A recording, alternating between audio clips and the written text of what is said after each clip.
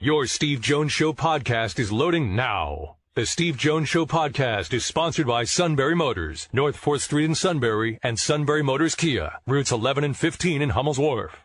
Let's bring in our good friend Tommy McCarthy, just off the NCAA tournament, swinging back into the Phillies. Welcome, T-Mac. Great to have you back.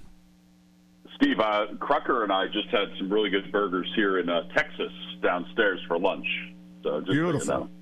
Oh, that's and probably fully cooked, and probably the staff was friendly. Well, they were very friendly, very friendly. I think John got more French fries than I did, which at this point is good because he's much thinner than I am right now. So, I gotta ask you about the NCAA tournament because you started out with the first four and had some pretty good games there, and then moved over to Westwood and did radio. What really struck you about this tournament as you watched it play out, and you had an opportunity to talk to some of the players and coaches involved in it?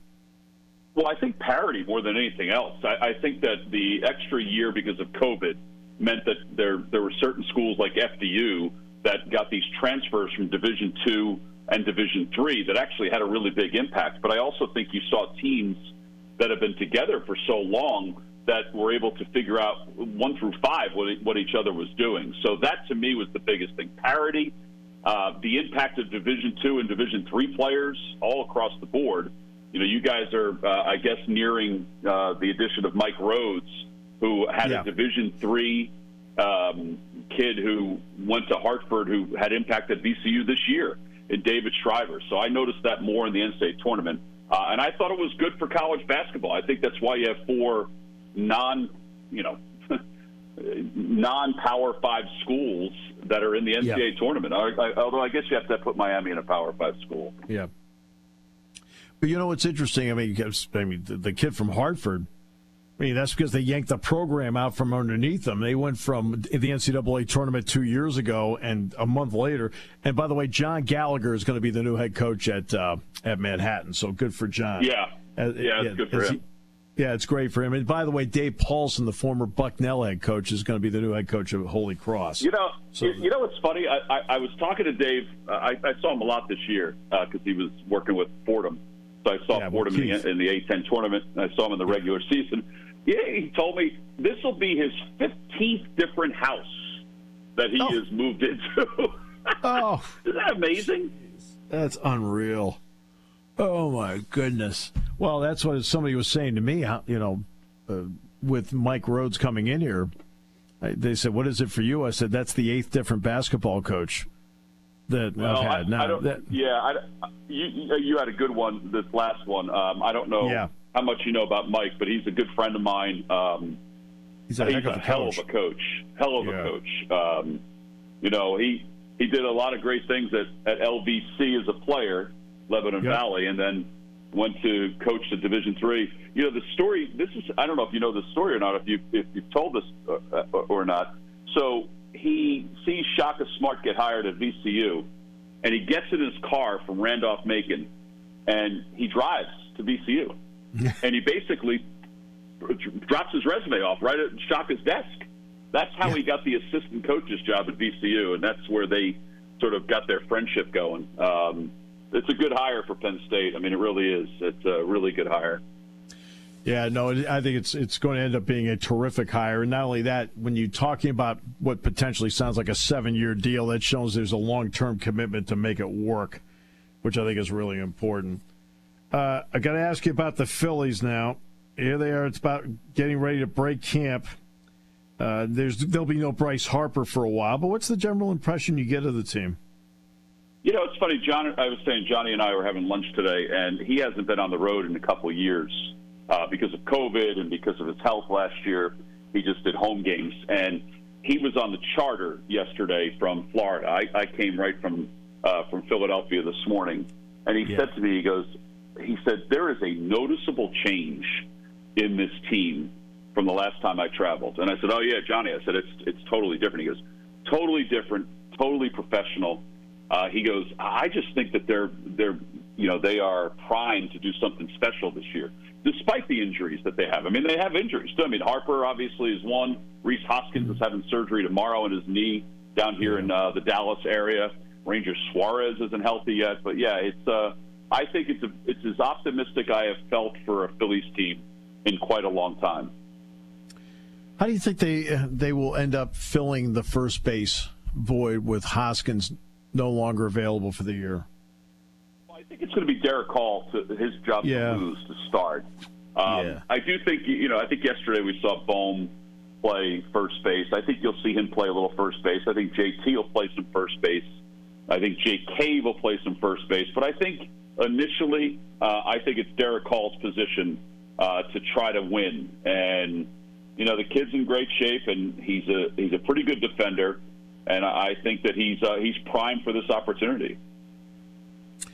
One of the keys, at least to me, and you can tell me I'm wrong, when teams come together in this particular era, what's your bullpen like to get you through innings 6 through 8?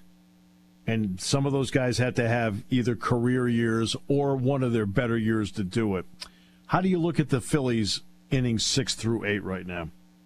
Well, I think it's going to be a toss-up 8 and 9, but I think 6 and 7. I guess it's going to be a matchup more than anything else. I mean, the fact that Strom's in the rotation now means that Vasquez, a veteran left-hander, makes the team.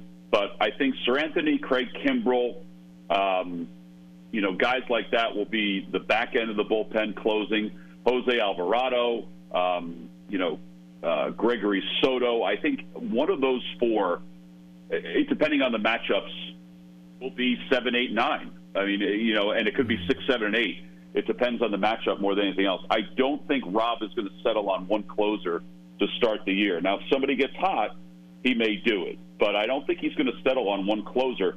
He is a big believer in roles and people understanding roles, but I think he's also a big believer that this group can handle the lack of consistency in a specific role. So that's my theory going in. Now, again, it could change if somebody gets hot.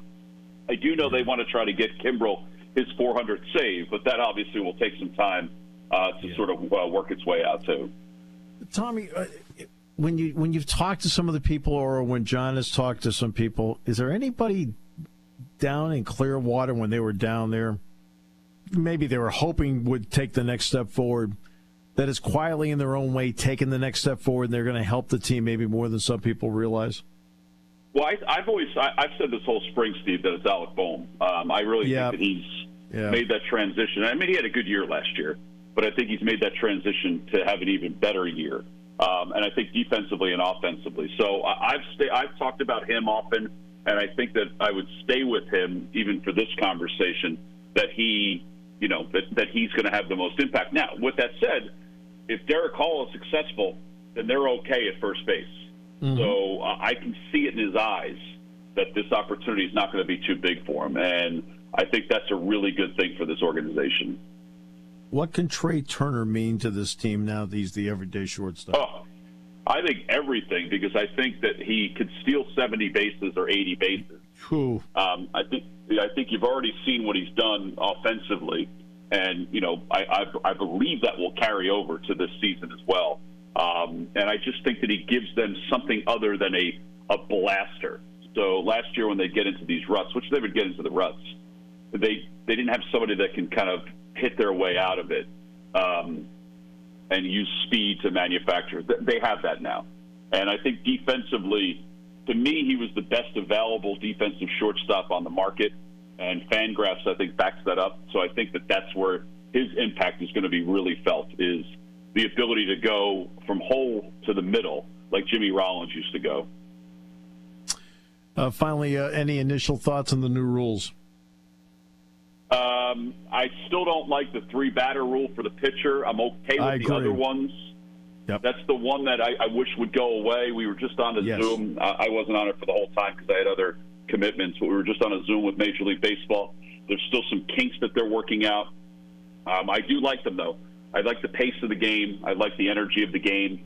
To get rid of the 3-batter rule. I mean, that's the only thing. But the other ones I'm totally fine with at this point. Total agreement there. I would like to see the 3-batter rule go away. I think that's... Yeah, because, you're speeding up the game now anyway, so you don't really need that. You can give that strategy back to the pitchers, to the managers. Exactly right. I'm going to let you go. Appreciate the time. I know you jumped on with us late. It means a lot. You got it, buddy.